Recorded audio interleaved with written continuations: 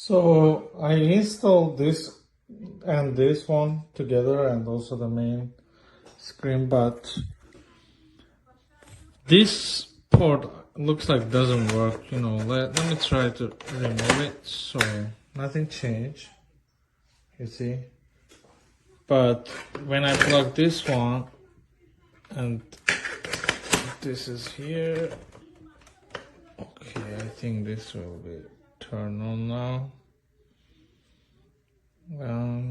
Yes, yeah, it works, but then let's try to plug in this one. Let's see.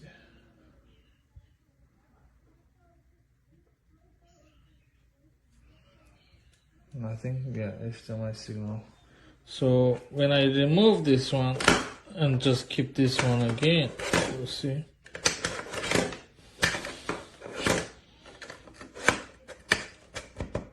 Okay.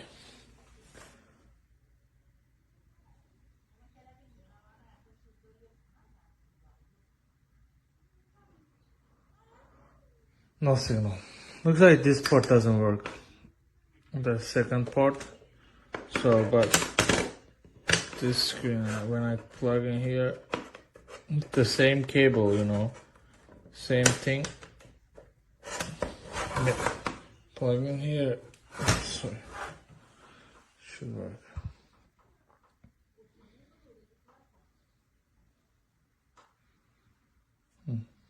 Doesn't work again. Maybe. Yeah, should work.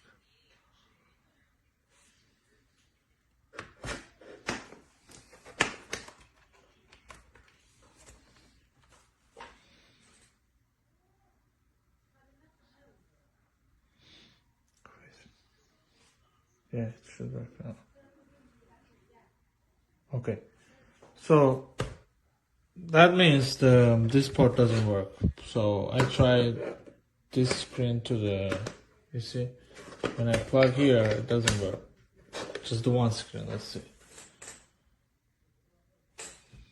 Just want to see. You see, it doesn't show the screen here. So no HDMI. So pretty much this port doesn't work. I don't know what should I do. So if you have any suggestion. So I plugged the first one, it will work now. Yeah, it works. But if I put this port, okay.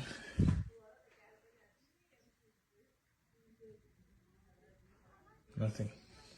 Doesn't work. So this, or I can see here. Change.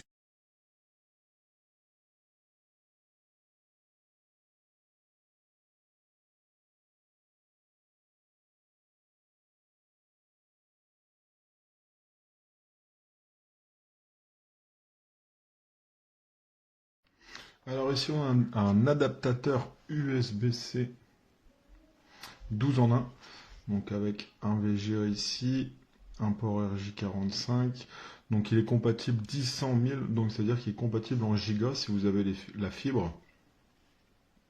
Pour ceux qui ne le savent pas, c'est beaucoup plus puissant en filaire que en Wi-Fi. On gagne énormément.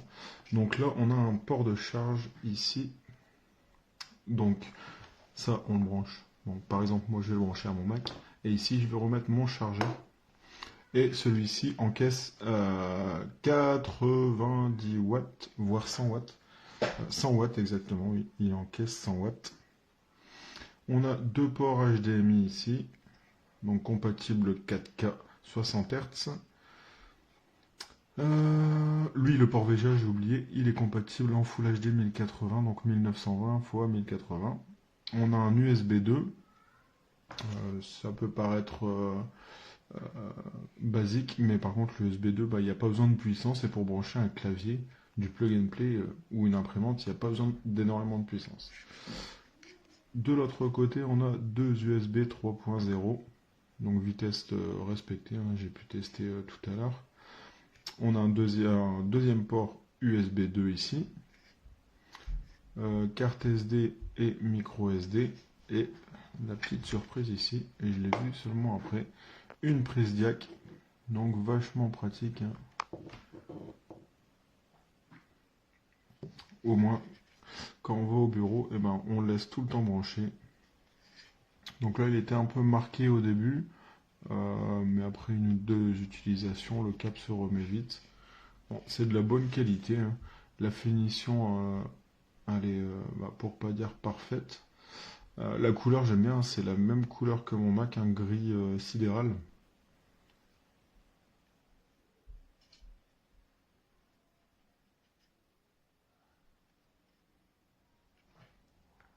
This is the MOKiN multi-port adapter.